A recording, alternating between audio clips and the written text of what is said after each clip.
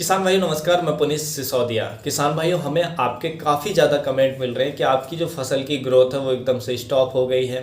फूल जो हैं वो झड़ रहे हैं, नए फूल उस पर नहीं बन रहे हैं, जिससे फल भी नहीं बन रहे हैं। यानी कि उनका टोटल जो प्रोडक्शन है वो तो रुक ही गया और जो प्लांट की ग्रोथ है वो भी एकदम से स्टॉप हो गई है। तो ऐसे में जो हमारे किसान भाइयों काफ़ी ज़्यादा परेशान हैं, तो उन कमेंट को ध्यान में रखते हुए हमने आज का ये वीडियो आपके लिए तैयार किया है। देखिए, जो इस तरीके की कंडीशन होती है वो क्योंकि जो अभी की क्लाइमेट कंडीशन बनती जा रही है कि टेम्परेचर 40 डिग्री है उससे ऊपर जा रहा है। तो देखिए, जब भी टेम्परेचर 40 डिग्री या 40 डिग्री से ऊपर जाता है तो प्लांट को सरवाइव करना काफ़ी डिफ़िकल्ट हो जाता है। ऐसे में थोड़ी भी यदि नमी की कमी हो जाए एक दिन के लिए भी तो फ्लावर ड्रॉप होने लगता है, फूल झड़ने लगते हैं। और यदि नमी हम जो वाटर का मैनेजमेंट है वो हमारा अच्छे से ना हो ऐसी गर्मी में, तो प्लांट की ग्रोथ पूरी तरीके से स्टॉप हो जाती है। तो इस वीडियो में हम डिटेल में समझने वाले हैं कि पानी का जो मैनेजमेंट है ऐसी गर्मी में कैसे करें, कौन कौन सी प्रैक्टिसेस अपनाएं जिससे हम गर्मी में भी अपनी फसल की ग्रोथ अच्छी ले सकें, उस पर फल फूल अच्छे आएँ, यानी कि हमारे जो प्रोडक्टिविटी है वो भी हमें लगातार मिलती रहे। तो डिटेल में इस वीडियो में हम समझने वाले हैं। और देखिए, यदि आपका जो पानी का मैनेजमेंट है वो अच्छा है, आप अच्छे से पानी का मैनेजमेंट कर रहे हैं, आपके जो सॉइल है उसकी जो वाटर होल्डिंग कैपेसिटी है वो भी अच्छी है, उसके बावजूद भी यदि आपकी फ्लावर ड्रॉपिंग हो रही है तो उसके कई और अनेक कारण हो सकते हैं। तो उसके लिए हमारे चैनल पर एक डिटेल वीडियो मौजूद है, तो उसका लिंक मैं आपको आई बटन में दे दूंगा। ये वीडियो देखने के बाद आप उस वीडियो को ज़रूर देख लीजिएगा। तो चलिए शुरू करते हैं हम आज का वीडियो। देखिए, ये वीडियो यदि आपने अभी तक लाइक नहीं किया है तो प्लीज़ लाइक ज़रूर कर दीजिएगा, और यदि आप चैनल पर नए हैं तो चैनल को सब्सक्राइब ज़रूर कर लीजिएगा, क्योंकि आपके लाइक और यदि आप हमसे जुड़ते हैं, हमारे चैनल को सब्सक्राइब करते हैं, तो यही चीज़ हमें मोटिवेट करती है और ज़्यादा मेहनत करने के लिए और अच्छी से अच्छी जानकारी आप तक पहुंचाने के लिए। तो चलिए देरी ना करते हुए किसान भाइयों, हम आज का ये वीडियो शुरू करते हैं। तो देखिए, सबसे ज़्यादा जो गर्मी का असर हमारी फसलों पर देखा जाता है उसमें आती है टमाटर की फसल, यानी कि टमाटो की फसल जिन किसान भाइयों ने की है। उसमें जब टेम्परेचर 40 डिग्री या उससे ऊपर चला जाता है और उनका पानी का मैनेजमेंट थोड़ा अभी गड़बड़ा जाता है या अच्छे से नहीं होता है, तो ऐसे में जो टमाटर की जो ग्रोथ है वो एकदम से स्टॉप हो जाती है। उस पर नए सूट्स नहीं आते हैं, फ्लावर नहीं आते हैं, जो फ्लावर होते हैं वो ड्रॉप हो जाते हैं। और आप उसकी ओल्ड पत्तियों को देखेंगे तो पत्तियां क्या हैं, वो करली हो जाती हैं, एकदम से बंडल टाइप में वो मुड़ जाती है पत्तियां पूरी तरीके से। किसान भाई सोचते हैं कहीं इसमें थ्रिप्स का अटैक है, तो देखिए थ्रिप्स के कारण भी पत्तियाँ मुड़ती हैं, लेकिन वो नई पत्तियों में आपको दिखाई भी, नई पत्तियां भी मुड़ेंगी उसके कारण। लेकिन जो ओल्ड पत्तियां हैं, आप विशेषकर देखेंगे जो पुरानी पत्तियां हैं, पानी की कमी के कारण और हाई टेम्परेचर के कारण जो ओल्ड पत्तियां हैं वो एकदम से मुड़ जाती हैं, करली हो जाती हैं। तो उसके लिए कोई आप इंसेक्टिसाइड का स्प्रे ना दें, क्योंकि ये केवल पानी की डिफिशियंसी है और हाई टेम्परेचर की वजह से ऐसा होता है। और भी अन्य फसलों में भी ये समस्या देखने को मिल सकती है कि फ्लावर झड़ सकते हैं, फूल ड्रॉप हो सकते हैं। तो उसके लिए सबसे जो ज़रूरी होता है वो है पानी का मैनेजमेंट। पानी का मैनेजमेंट जो किसान भाइयों ने ड्रिप सिस्टम का यूज किया है वो तो अच्छे से कर रहे होंगे, क्योंकि वो तो डेली अपनी फसल को पानी चलाते होंगे सुबह या शाम। तो उन फसलों में फिर भी थोड़ी कम समस्या देखने को मिलती है। लेकिन जो किसान भाई ड्रिप का यूज नहीं करते हैं तो उनमें काफ़ी ज़्यादा समस्या देखने को मिलती है। तो देखिए, आपको क्या करना है, यदि आपने ड्रिप का यूज नहीं किया है अपनी फसल में और आप फ्लो मेथड से सिंचाई करते हैं, तो आपको जो सिंचाई की क्वांटिटी है वो कम रखनी है, यानी कि कम मात्रा में पानी अपनी फसलों में देना है, लेकिन उसकी जो फ्रीक्वेंसी है वो बढ़ा देनी है। यानी कि पानी आपको जल्दी जल्दी देना है। आपको क्या करना है, 3 से 4 दिन में और मैक्सिमम 5 दिन में। अब जो भयंकर गर्मी पड़ रही है उसमें तो 4 से ज़्यादा मुझे नहीं लगता आपको जाना चाहिए। तो 3 से 4 दिन में। ये भी डिपेंड करता है कि आपकी जो सॉइल की वाटर होल्डिंग कैपेसिटी कैसी है, यानी कि कितने समय तक आपकी जो सॉइल है वो वाटर को होल्ड करके रख पाती है। तो ये काफ़ी ज़्यादा इम्पोर्टेंट हो जाता है। तो ये आप अपने सॉइल के हिसाब से 3 या 4 दिन मैनेज कर सकते हैं। तो 3 से 4 दिन में एक बार अपनी फसल में पानी दे दें, कम मात्रा में पानी दें। ऐसा ना करें एकदम से उसको भर दें और फिर 5 से 6 दिन तक उसमें पानी ना दें, तो ऐसे से दिक्कत हो सकती है। इसलिए कम पानी दें और उसकी जो फ्रीक्वेंसी है वो बढ़ा दें। इससे आप देखेंगे कि आपकी जो फसल की ग्रोथ अच्छी चलती रहेगी, उसमें नए सूट्स आएंगे, फ्लावर ड्रॉपिंग आपकी जो समस्या है वो आपको देखने को नहीं मिलेगी। उसके साथ साथ आपको और भी प्रैक्टिसेस फॉलो करनी चाहिए। आपको क्या करना चाहिए, देखिए आपको ये जब भी आप फसल लगाते हैं, इस बार तो आप नहीं कर सकते लेकिन आगे से इसको ज़रूर ध्यान रखें, आप सर्दी की फसल लगाएं या गर्मी की फसल लगाएं, उसके चारों तरफ एक बॉर्डर क्रॉप ले लें। बॉर्डर क्रॉप किसकी लेनी है, जो भी हमारी काफ़ी ज़्यादा हाइट वाली जो भी फसलें होती हैं, जैसे ज्वार, मक्का, बाजरा, तो ये काफ़ी अच्छी हाइट की फसलें होती हैं, तो इनको एक बॉर्डर अपने खेत के चारों तरफ इनकी एक बॉर्डर क्रॉप ले लें। इससे क्या होगा कि जो गर्म हवाएं हैं उनसे आपकी फसल बचेगी, जो लू चलती हैं, गर्म हवाएं चलती हैं, उनसे आपकी फसल को प्रोटेक्शन मिलेगी।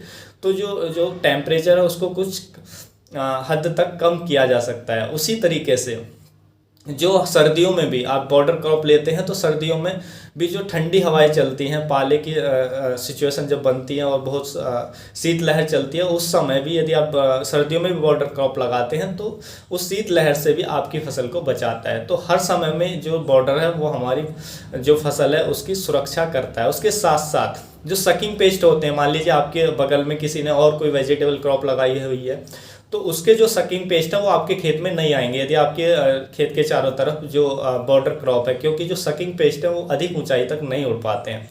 तो इससे देखिए इंसेक्ट की भी प्रोटेक्शन मिलेगी आपकी फसल को, और उसके साथ साथ यदि गर्मी है तो गर्मी से प्रोटेक्शन मिलेगी, और सर्दी है तो सर्दी से प्रोटेक्शन मिलेगी। तो आपको बॉर्डर क्रॉप हमेशा अपनी फसल के चारों तरफ लगानी चाहिए। उसके साथ साथ ज़्यादा सर्दी से बचाने के लिए और ज़्यादा गर्मी से बचाने के लिए अपनी फसल को आपको जो ध्यान देना चाहिए, अपनी जो आपकी जो सॉइल है उसकी वाटर होल्डिंग कैपेसिटी आपको अच्छी रखनी चाहिए। उसके लिए आपको ज़्यादा से ज़्यादा गोबर की खाद का प्रयोग करना चाहिए, या जितने भी ऑर्गेनिक मैटर हैं उनका प्रयोग करना चाहिए। जैसे कि आप गौमूत्र का उपयोग करें, लस्सी का उपयोग करें, खट्टी लस्सी जो आती है, या जो भी ऑर्गेनिक चीज़ें हैं उनका ज़्यादा से ज़्यादा उपयोग यदि आप अपनी सॉइल में करते हैं, और अन्य खाद आती हैं उनका ज़्यादा से ज़्यादा उपयोग करते हैं, तो इससे वाटर होल्डिंग कैपेसिटी आपकी सॉइल की बढ़ेगी। तो वाटर होल्डिंग कैपेसिटी आपकी जितनी अच्छी होगी सॉइल की, तो पानी को वो इतने अधिक लंबे समय तक होल्ड करके रखेगी, जिससे आपकी फसल को जो नमी की कमी नहीं होगी। तो जो ज़्यादा टेम्परेचर होगा उसमें भी आपकी जो फसल है वो सर्वाइव कर पाएगी। उसी तरीके से पाले की संभावना यदि सर्दियों में होती है, तो यदि आपकी सॉइल की वाटर होल्डिंग कैपेसिटी अच्छी है, उसमें नमी बरकरार रहती है, तो पाले से भी आपकी फसल को प्रोटेक्शन मिलती है। तो हर सीजन में आपकी फसल को प्रोटेक्शन मिलेगी। तो इसलिए वाटर होल्डिंग कैपेसिटी आपको अपनी फसल को बढ़ानी चाहिए, जैसे भी आप बढ़ा सकते हैं, जौन जौन से तरीके अपनाकर बढ़ा सकते हैं। तो वाटर होल्डिंग कैपेसिटी पे आपको ध्यान देना चाहिए। उसके साथ साथ गर्मियों में आप क्या कर सकते हैं, गोमूत्र भी आप अपनी फसलों में चला सकते हैं। गोमूत्र आप 20 से 25 लीटर प्रति एकड़ के हिसाब से पानी के साथ चलाएं।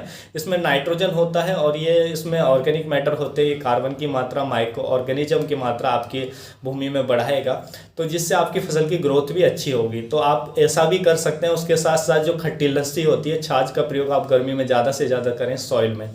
तो आप 25 से 30 लीटर प्रति एकड़ के हिसाब से खट्टी लस्सी, हमारे यहाँ 10 दिन पुरानी या उससे जितनी ज़्यादा पुरानी होगी अच्छी है। ये पेस्टिसाइड का भी काम करती है, फंजीसाइड का भी काम करती है, हमारी फसलों में कुछ फंगस रोगों को भी कंट्रोल करती है। तो उसको भी आप पानी के साथ चला सकते हैं। पौधों के न्यूट्रिशन भी सप्लाई करती है, जिससे हमारे पौधों की ग्रोथ भी अच्छी होती है। आप ऐसा भी कर सकते हैं कि जो हमारी छाछ है उसमें आप कुछ कॉपर का टुकड़ा डालकर रख सकते हैं कुछ समय के लिए। उसके बाद यानी कि 10 दिन के लिए छोड़ दें, 15 दिनों के लिए छोड़ दें, उसके बाद उसको चलाएंगे तो वो और अच्छा फंजीसाइड का काम करेगी आपकी फसलों में। तो आप खट्टी लस्सी का भी प्रयोग कर सकते हैं। उसके साथ साथ आप अपनी फसलों में मल्च का उपयोग भी कर सकते हैं। प्लास्टिक मल्च आती है, आप उसका उपयोग कर सकते हैं। यदि प्लास्टिक मल्च का उपयोग आपने नहीं किया है तो देखिए आपके पास जो भी सूखी घास है, यानी कि खरपतवार हैं, पत्ते हैं जो सूखे हुए हो, तो उनको लेकर भी आप अपने जो आपके प्लांट है उनके चारों तरफ बिछा सकते हैं, यानी कि बेडों पर बिछा सकते हैं, जिससे जो पानी का जो वाष्पीकरण है वो धीमा होगा। तो लंबे समय तक आपकी सॉइल में जो नमी है वो बनी रहेगी, जिससे आपकी प्लांट की जो ग्रोथ है वो अच्छी आएगी। उसके साथ साथ देखिए जब काफ़ी ज़्यादा गर्मी पड़ती है तो हमारी भूमि के अंदर जो माइक्रो ऑर्गेनिज्म है तो वो भी काम करना धीमा कर देते हैं, जैसे फास्फोरस सॉल्युबल बैक्टीरिया हैं, या नाइट्रोजन फिक्सिंग करने वाले बैक्टीरिया हैं, और भी बहुत सारे तरह के बैक्टीरिया होते हैं आप जानते हैं। तो वो उनका भी वर्क धीमा हो जाता है जब भयंकर गर्मी पड़ती है। तो यदि आप मल्च बिछा देते हैं तो मल्च के अंदर वो आसानी से अपनी कॉलोनी बनाकर रह सकते हैं प्लांट के जड़ों के पास, जिससे जो वो नाइट्रोजन फिक्स करेंगे, जो फास्फोरस सॉल्युबल वाले बैक्टीरिया फास्फोरस को घोल करके प्लांट को अवेलेबल कराएंगे, और भी जो बैक्टीरिया हैं जिससे प्लांट की जो ग्रोथ है वो हमारे पौधे की ग्रोथ अच्छी होगी। तो इस तरीके की यदि आप मल्च करते हैं तो काफ़ी अच्छा बेनिफिट आपको देखने को मिलेगा अपनी फसलों में। उसके साथ साथ आप गर्मियों के समय में स्प्रिंकलर सिंचाई जो होती है, यानी कि वर्षा विधि के द्वारा जो सिंचाई होती है वो काफ़ी अच्छी रहती है। स्प्रिंकलर की यदि सिंचाई आपको करनी है तो केवल गर्मियों के महीने में ही वो बेस्ट रहती है, अन्य सीजन में वो अच्छी नहीं रहती है। क्योंकि यदि आप सर्दी में करते हैं या वर्षा ऋतु में स्प्रिंकलर से सिंचाई करते हैं तो उस समय में क्या होता है कि जो ह्यूमिडिटी होती है वो काफ़ी ज़्यादा होती है, और जब हम स्प्रिंकलर का यूज करते हैं तो ह्यूमिडिटी और भी ज़्यादा बढ़ जाती है, जिससे जो फंगल डिजीज है वो काफ़ी ज़्यादा अटैक करते हैं।